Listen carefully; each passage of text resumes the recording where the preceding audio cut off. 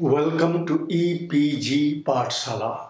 I am J.P. Dimri, retired professor of Russian from the Center of Russian Studies, English and Foreign Languages University, Hyderabad. Today we shall do in Indian grammatical tradition Paninian linguistics. Now we shall do the second module. The title of the second module is Phonetic Study in Siksās and Prātisākhyas. The objective of this module is to acquaint students with the phonetic observations in Siksās and Prātisākhyas. I shall make it clear here that I shall be giving only the basic things discussed in Siksās and Prātisākhyas, because our main aim is to introduce the Paninian linguistics. So, as was observed, that the interest in the study of language deepened during the period of Brahmanas, and the first branch of Vedangas to attain the independent status of a discipline was phonetics. During Brahmana period, the mantras, the verses of Vedas, were preserved orally. When towards the end of Brahmana period, it was noticed that the spoken language was differing away from the Vedic one, a necessity was felt to preserve the language of Vedas strictly in terms of their inner substance as well as the external form. It was therefore felt necessary to work out proper rules of pronunciation and accentuations of Vedic mantras. Thus came into existence the discipline of phonetics, which was called siksā.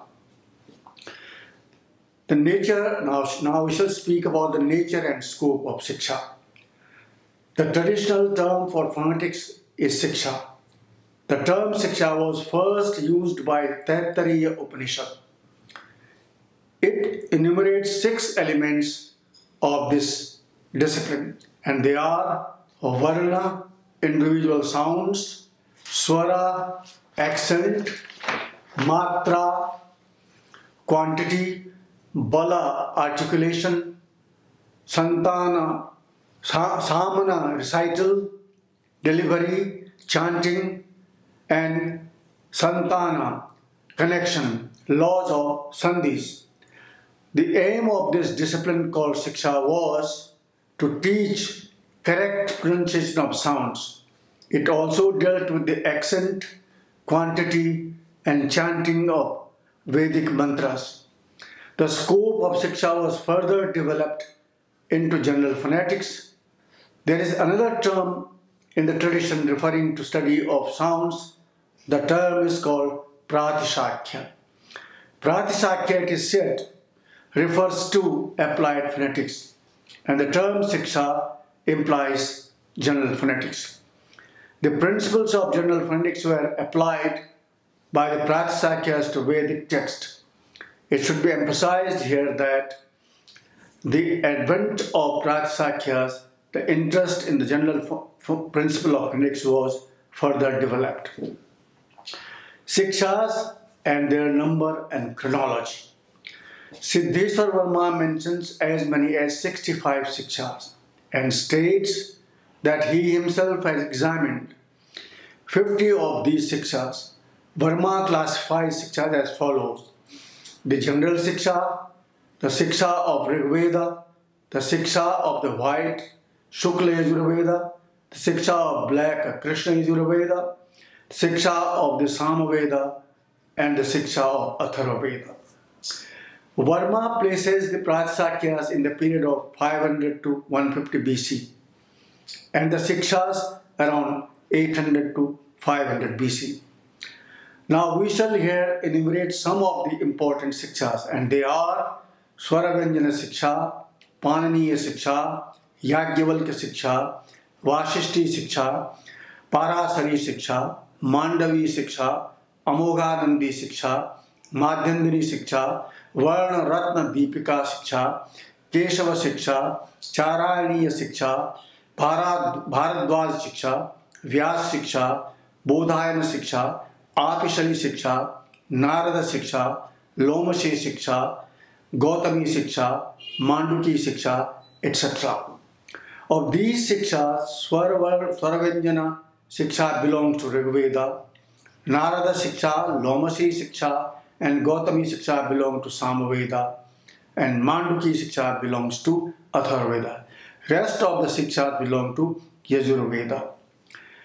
It is interesting to note that many of these Sikshas are just catalogues of certain sounds in the Vedas and contain very little information from the standpoint of phonetics. For example, the Mandavi Siksha gives just a list of words in Yajurveda containing the consonant Ba, and the Bharadwaj Siksha catalogues certain words containing different sounds in an alphabetical order. It is interesting to note that the Yajnavalkya Siksha, in order to have a correct pronunciation, enumerates the following points. First, sound health, calm temperature, freedom from nervousness, abstention from omission of sounds, overstress, singing and faltering tone, beginning and end of the speech to be consistently distinct, abstention from the habit of roughness, projecting the lips, indistinct pronunciation, nasal tongue, broken speech, and rigidity of the language. Good teeth and lips. And the last point, clear throat. This Siksha also gives interesting instructions for teaching of accent and the relation of accent and quantity. Among all the Sikshas, the Pani Siksha is the most important one and it has two recessions belonging to the Rigveda and Yajurveda. Traditionally, Pani Siksha is considered to be the oldest one among the Siksha. It wielded great influence over the other Sikshas which borrowed freely from it. Principles of phonetics propounded by the Pani Siksha said to be common to all the Vedas. Pani Siksha is composed in the sloka verse style. There are conflicting views with regard to the authorship of Pani Siksha. It is not certain as to whether Pani himself was the author of Pani Siksha. However, the tradition ascribes the authorship of the Pani Siksha to Pingala, the younger brother of Panini. Pingala promises to profess the opinion of Pani. Pani Siksha opens with the words At Siksham Pravakshami Pani Matam Yatha Sastrano Purvam Tad Vidya Yathoktam Lokavedayo. Now I shall explain the Siksha as per the doctrine of Pani as received from the tradition. It is interesting to note that the verses 6 to 10 discuss the process of speech production. And they are Atma Buddhya Samityarthan Mano Yungte Vivakshaya Manah Kaya Nimahanti Sa Prereti Marutam Marutas Purascharan Mandram Janeswaram Pratas Savan Yogam Tam Chandu Gayatrimasritam Kanthe Madhyandani Yugam Madhyamam Trashtabhanugam Taram Tarti Savanam Shirshanyam Jagatanugam Sodirno Murdhanya Veto Vakramapadya Marutaha Varnan Janete Tesam Vivaga Panchada Smritaha Swaratah Kalatah Sthanat Priyatnan Pradhanatah Iti Varna Vidah Prahur Nipunam Tanyabodhata. Now I shall give the translation of these four as given by W.S. Allen in his book. The soul apprehending things with the intellect inspires the mind with the desire to speak. The mind then excites the bodily fire, which in its turn impels the breath.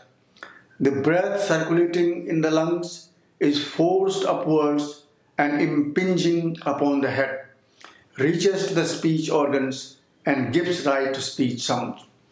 These are classified in 5 ways: by tone, by length, by place of articulation, by process of articulation by secondary features.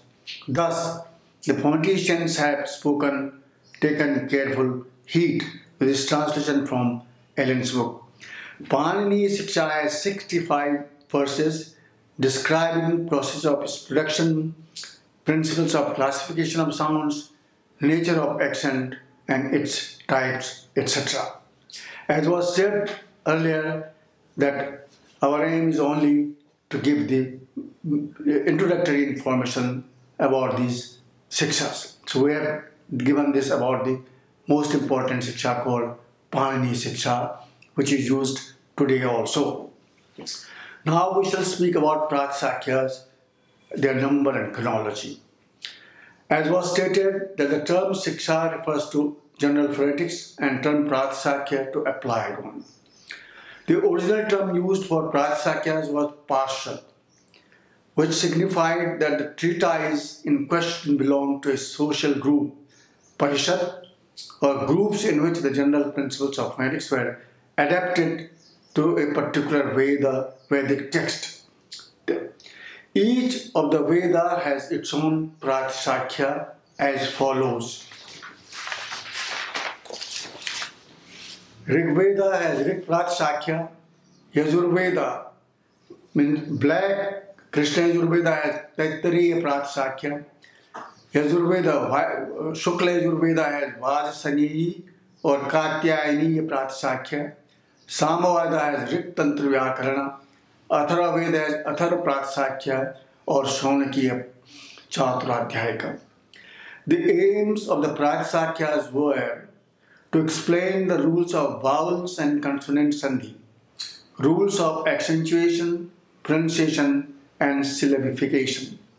The Veda reciters had to learn to constitute the continuous text, Sangita Patha, from the word-to-word text, Pada Patha, minutely following the rules of sandhi, accentuation, pronunciation, and syllabic division. Mispronunciation was not tolerated, and the person committing a mistake in pronunciation was threatened to descend to the hell of Kumbhi Paka. On the other hand, a competent student pronouncing the mantras correctly was allowed to sit in the company of the teachers. As W.S. Allen puts it, following the prātisākhyas, he says, I quote, the phonetic observation of prātisākhyas were far more to the point than anything achieved in Europe before the last quarter of the 19th century, when largely under the influence of prātisākhyas, modern phonetics emerged as a science, unquote. One of the commonly used prātisākhyas is Taittiriya Prātisākhyas. It has 24 chapters. The first chapter deals with the Varna Samamnaya, means alphabets or sounds. The first rule reads as Atavarna Samamnaya. Here begins the list of sounds. The second chapter is related to phonetic phenomena. It has 42 rules basically dealing with the production and articulation of speech sounds. We shall here discuss some of the rules so that one has the idea about the treatise. The first rule of the chapter 2 reads as At Sabdotpattihi. Here begins the origin, production of sounds. The second rule talks about the airstream mechanism. It reads as Vayu Sarir Samiranat Kantotkarsa Sandhane. By the setting in motion of the air by the body at the junction of throat and breast. The third rule states Tasya Pratisukhani Bhavatyurha Kanta Shiro Mukham Nasike Iti. The parts which give it audible quality are breast, throat, head, mouth, and nostrils. The fourth rule states Samvrite Kante Nada Kriyate. When the throat is closed, tone is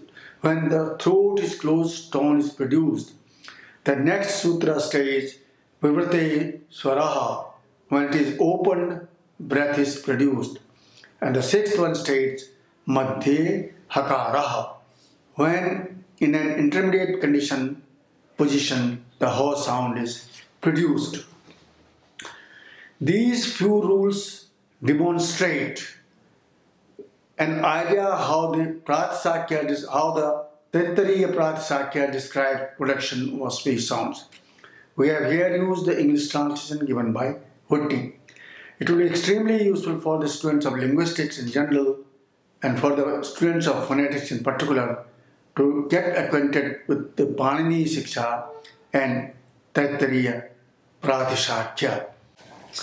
Now we can conclude the basic observations of these siksās and prātisākhyas as follows. Okay?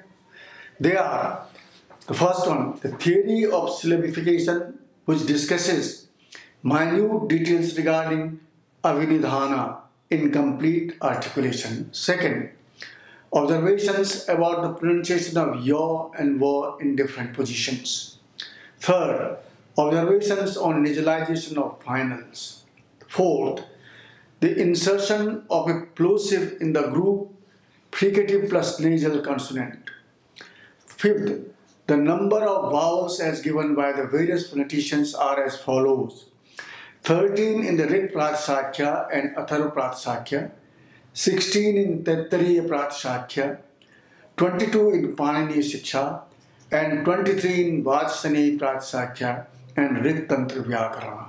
Sixth, careful descriptions of the organs of pronunciation, recognition of the prominent part played by the human tongue into the tip, blade, middle, and the back of the tongue.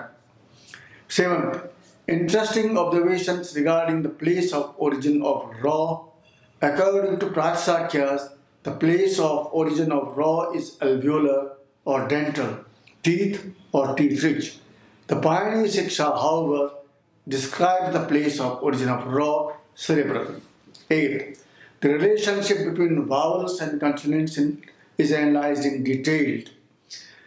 The nature of Vedic accent is treated as musical, and the later 7 musical notes, Shadaja, etc., were evolved from these 3, Udatta, Anudatta, and Swarit.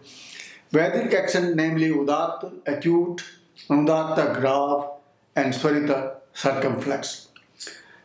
Tenth, some of the siksās also made interesting observations on doubling of consonants in incomplete articulations and consonant groups. The last one, the role of voicing and mouth aperture, the process of nasalization, and the nature of stops as consonants were well recognized by the treatise on phonetics, and that is by the siksās and prātisākhyas. Thank you.